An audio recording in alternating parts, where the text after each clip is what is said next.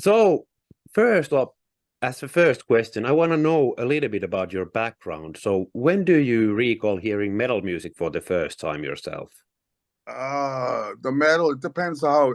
Kiss was the first thing that I heard back in the 70s that got my attention.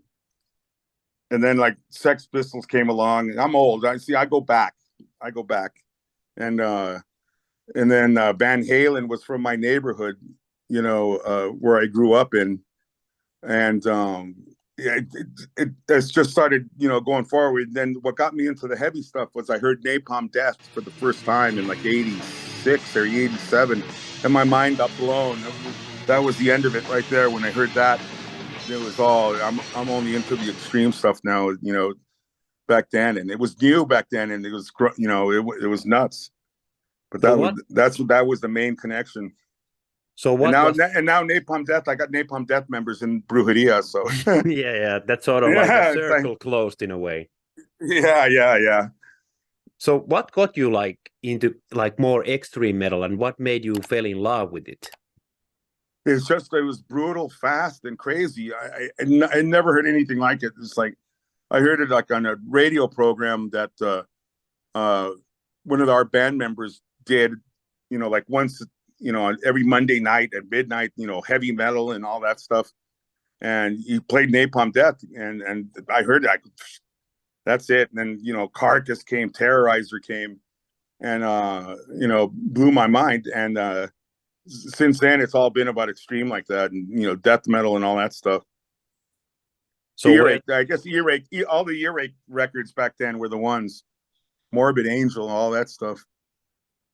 So were those also the type of bands that made you form a metal band and become a vocalist as well, or has your influences as a vocalist been like different? Yeah, no, here's how it started. Terrorizer, a band from LA, the old Earache Terrorizer. None of the clubs in LA would let Terrorizer play because all their following was Mexican guys with long hair and crazy. They didn't speak any crazy looking guys, so.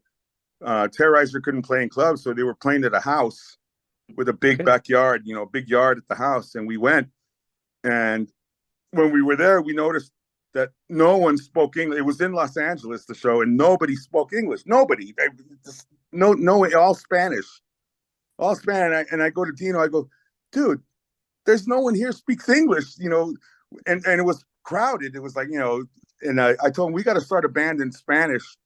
And we'll hit it big with these guys. If there's this many people here in the backyard, it's going to work.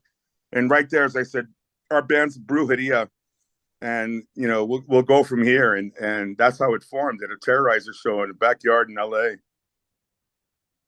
So what's like Brujeria your like first proper band that you had, or did you have bands already before? No, I've never been in a band. It's my only band ever. Okay, cool. So you're being in. I said, I'll sing because I know Spanish. Yeah. That's saying I wasn't a singer. I'm not a singer. I know the Spanish. I know what to say. So you play guitar, you play bass. I'll sing. I know Spanish and I know what to say, and it just started like that. But it was a clear decision already in the beginning that you want to do stuff in Spanish. All Spanish only. We don't use our names because what I'm saying is really bad. It's like you don't want to be associated with what I'm going to say. We'll make it the worst in Spanish to make sure we're the the most hardcore ever. And with that idea, that's how it started, and it worked. I mean, everything that was thought up that day worked. So, like you said, that you started with Brujeria, and when you started like with the band and started like screaming your lungs out, doing like more extreme type of vocals, did it like take like long time to figure out the right technique for it? Were you like losing your voice in the early days all the time, and how did that happen? I'd lose my voice. I'd lose my voice all the time. I didn't know what I was doing. There was no formula back then. It was just starting 1989, 90. There's like no school of death metal throat. Yep. It was just go out there and yell and see how long you last. That's that's how but we never played live, and we everybody in Brujeria that was in Brujeria at the beginning. Later, after we started Brujeria, their other bands got big and famous, and I never saw them again. It was like, when are you going to come back from tour? Like 2.5 years. We had no time to tour Brujeria or make more records. It was really hard with everybody with their other bands. Fear Factory, another, Faith No More. You join Brujeria and then you get famous, after, and except for me, I'm the guy holding the button. I'm the guy that hasn't made it famous or anything. I'm still doing it. But yeah, it's been crazy that way. You join Brujeria and you're going to get big somehow. Yeah, for sure. That's the way it goes. So when and so we never toured. We didn't tour till 2003. 13 years after the first single we put out. That's a long time. And when our first show had 5,000 people. Oh shit! That it started like bands never start off big. I go, we did. Our first shows were like thousands of people, okay. And because it sold itself. All the first 3 records came out with no touring, no interviews, and it just sold itself. And it's all in Spanish. No one knows how. It just happened. So when you started the band, did you like immediately jumped into like writing your own music, or were you sort of like first singing covers and sort of like mimicking your idols and then sort of figuring out your own way to sing, or how did that like singing progression happen for you? Well, there was no hardcore metal in Spanish, so I had no one to follow. Yeah. So I just did it the way I did it. I had heavy effects at the beginning and made it easier. And but I had no one to follow or no one to copy. This just straight Brujeria the way I do it. That's it. Taking timing's crazy. I don't know what I'm doing, but that's the way it's been, and that's the way it's going still. So were you sort of like first mimicking those like influences of yours, like Napalm Death's Barney and those vocalists, and then sort of figuring out your own way to do things, or how did that happen? No, I heard the growling of the old earache bands, that type of growling. I just growled it in Spanish, and it sounded like, if I growl in English, it sucks. But in Spanish, it worked perfect. Okay, so your voice was sort of like natural for that language. It was just came out. That's the way it came out. I didn't follow anything. It's like with Spanish, it's like it's different. It's a language that makes it work. For me. And like I said, if I tried to do it in English, it sounds like crap, like called gay. So but the Spanish it worked great, and there was no one to follow and try to imitate. It was straight out, just do it and we'll take it from there. So like you said that it took quite a long time before you started playing your own shows, but what kind of like memories do you have when it comes to the first proper tours? Were you sort of ready as a vocalist to do like show after show after show? Did you have the stamina for it, or was it like a learning experience also for you? I was still kind of young then, so yeah, it was a learning experience to figure out how to, how the monitors on the stage work and how they help you or don't help you, and it's just learning the hard way. But the Brujeria thing is just yelling, screaming, whatever. It's not like trying to hit notes.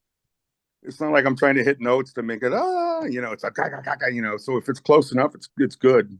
Yeah, but it's still very easy to lose your voice if you do it the wrong way and do it like many days in a row. Sometimes, if the monitors were low, I'd lose it, or, or too many, shows in a row or outside in the cold, but the next day I would go out there even with a scratchy throat and do it like, dry, and it still get done. Like I said, it's not, you're not listening for notes, like, none of that. It's just going to be the same old, grinding, yelling and whatever. So do you have some kind of like warm-up routine that you follow before the shows, or are you like an old school type of guy that you just go up on stage and warm up during the show? Or how did that happen for you? I'm too old to do warm-up. I just go up there. Give me a soda or water, and let's go, and whatever comes out comes out. Okay. It's like whatever comes out, I can't change it. It's going to be what it is, and so if I worry about it, I'll fuck up the show. So I just go out there and whatever it sounds like is what it sounds like. So are there like some specific foods or drinks that you wouldn't rather have before the show that you have felt that they affect your vocal cords and singing somehow, or on the opposite way, something that you have felt that they help you with the singing and growling? The only thing that helps me is this, like a cough syrup from Mexico. That's really like a thick syrup called broncolin. A shot of that, and anybody could sing anything. Okay, so it helps your throat and sort of like get some. Yeah, it's like honey. It's like honey, menthol, and all that stuff mixed together like that. And a couple shots of that, and you feel good. Okay, that's all I do. That's the only thing I go. I need that. It'd be hard to do without it. Yeah. So you have that always with you on the road. Yeah, on the road I have like 2 bottles of it. Yeah, ready to go. Okay, that's interesting. So obviously you've released so far 4 albums with Brujeria. Are there like some specific albums that you could pinpoint where you have felt that you have taken a big step forward as a vocalist, learned something new about yourself? No. It's just whatever comes out is what that's it.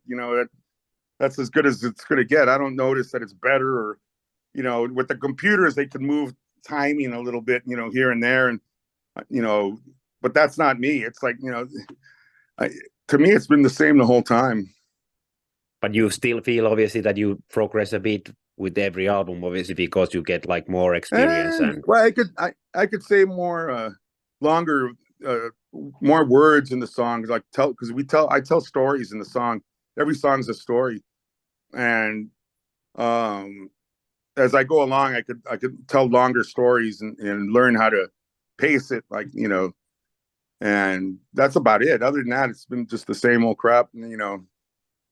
Growl it, and it sounds all right with the music, and that's it. So how important is that articulation aspect for you in the music? The vocal sound, or what you mean? Yeah, with the articulation, that you sound like clear and people understand the like lyrics. Yeah, that's important, because you could tell a story, they got to understand what you're saying. So yep. In Spanish you could understand almost all the words, but yet if you don't know Spanish, there's no way you're going to figure it out. And even in Spanish, it's rough because it's really growled. But I could understand every word. That the story's there, and you could understand it if you wanted to. It's just hard to for some people. So Esto es Brujeria will be released on 15th of September through Nuclear Blast. So are there like some new things on the upcoming album, vocal-wise, that you haven't done before, that you have tried on this upcoming album? Well, what I like to do is I can't change. My vocals are the same no matter what I do. So I have like 3 or 4 different singers to come in and do different parts. Like we share parts, low parts, high parts. We have a girl in the band, that's how we do the vocal changes, because I can't sing high parts or low part. I'm the same all the time. So we got like 3 or 4 singers. It might be 5 singers on there. 1, 2, 3, 4. Yeah, 5 singers doing these songs. Like you'll hear different ones come in here and there, or do a whole song by themselves, or but that's how I mix up the vocals, because I can't do it by myself. I'm not good at all for that. So obviously in like extreme metal, quite a lot of vocalists are copying the mic when they are singing. So what's your take on that? I like copying the mic sometimes, other times loose, whatever. And I don't know. It's just, sometimes I do, sometimes I don't. Yeah, I don't really. I don't pay attention when that happens or not. So yeah, I'm really not a technical guy. It's like, just go give me the mic and I'll just start screaming and see what comes out. So what's your opinion about like bands using backing tracks like for vocalists when they perform? Well, no, when we do a live show, we got 3 vocalists on stage. So there's double parts, and then they have back and forth parts. Yeah, I like to have the different sounding stuff and different voices coming in, like, make the songs. Otherwise it's just one long boring concert. Need the different voices to kick in and change things up a little bit. So I have a few questions left, and the second last one goes that what were like your parents' reaction when they heard first time you screaming your lungs out? Oh God, they heard the devil. Like, the devil, you're possessed, and blah blah blah blah blah. But they So learned to yeah, appreciate it. that was interesting back then. But now it's kind of like they kind of accept it because they heard a lot of other music like that, and it's not. I'm not the only guy doing it. So in Spanish, I don't tell them that I'm like really the only guy in Spanish getting away with it. I tell them, no, there's a lot of Spanish, a lot of Mexican guys with Spain. They do vocals like that. It's common. So yeah, I've been fighting that for 30 years. 30 years of that. But like you said, when you started, you were sort of all on the front line and one of the first. So that's obviously quite a like shock for your parents, most likely, because they didn't ever hear that kind of stuff They've before. never heard anything like that. No. Yeah. No, there was never a band like doing what we do in Spanish. We were dead on the first guys, coming out with the satanic death metal thing, and they really scared a lot of people back. And there was no internet back then, so it was always word of mouth. Like, check out this band, and like, what? If you know Spanish, you get, it ruins you. And the American, American guys, they don't know Spanish, they like it. Oh man, this is great, and they play it for a guy who knows Spanish, and they're like, let me tell you a little story. Our second single, Machetazos, came out in like 91, 92. For somehow Tom Araya of Slayer got a copy of it, and he played it, and he goes, "Fuck, this is crazy rude," in Spanish. And he called his sister into the room, and he goes, "Hey, check out this music and and tell me what it's saying, because it sounds crazy." And he played it, and she started reading the lyrics, and then halfway through the first song, she opens a turntable, gets the record, opens the front door of the house, throws the record and the cover out of the house, and closes the door, locks the door, and says, "Don't listen to that shit. It's crazy. Don't listen. Don't even have it in the house." And Tom Araya got scared. He's like, "What?" He told the person who gave him the record, he goes, "Yeah, that it freaked out my sister so bad that she didn't want to stay at my house that night." And, all this, really like scared that. Now, what the hell did you give me? And the person who gave it to him, a publicist, said, "Oh, that's Brujo. You'll see him at the bar every other night. He's a cool guy." Blah, blah. He was like, "What?" He couldn't believe it that, this Juan Brujo guy is, crazy lyrics and sounding like that. And it's just a normal guy that, you'll see at the bar. And then, next thing you know, I got a couple of tickets with backstage passes to a Slayer show to meet him. And, that's kind of cool reference for your music. His sister she wouldn't even look at me. And she just read the stuff and said, throw it out of the house, get rid of it. And that's always something I like to hear. Like when somebody doesn't know Spanish, they play it for their friends who know Spanish, and their reaction they get, my friend freaked out, or my friend was laughing so hard he couldn't stop. And that hook, that's a hook that to get the non-Spanish speaking people to get them hooked on what we're doing. Well, but music is always like universal. Like you can take, for example, Rammstein. I don't have a fucking clue what they're singing, but I still enjoy them live, especially when they're like very good live band. So here's blowing up stuff, and and that's sort of like a good example that people can like music even though they don't know the lyrics that well. Right. We just toured Europe, and no one knows Spanish out there. Yep, and just played in Finland. They loved us. They love our live show. They really loved it. They got the best show I've seen ever. And you understand Spanish? No, but it was still great. And yep, so we try hard. We mean, we're doing it for real. So last question, any kind of advice that you would like to give to a young metal vocalist who is just about to start the journey? Anything that comes into your mind? I'm the worst guy to tell anybody how to do it. What I would tell them, don't listen to me. Don't try to do what I do, because it'll make it harder for you. Do whatever I do the opposite.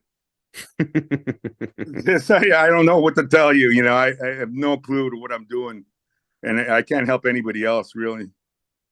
Follow your own path, I guess, would be good ending for this.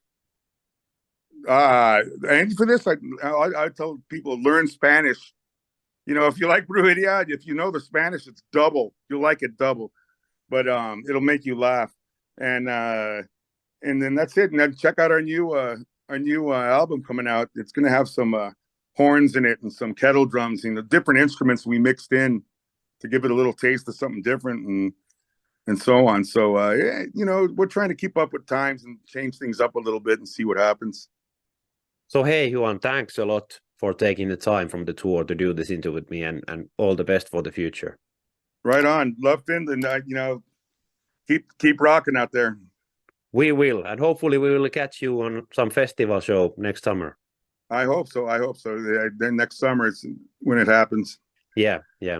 Hey, okay, man. Thanks a lot for the interview, and take care. Thank you. All right. See you later. Bye. Bye.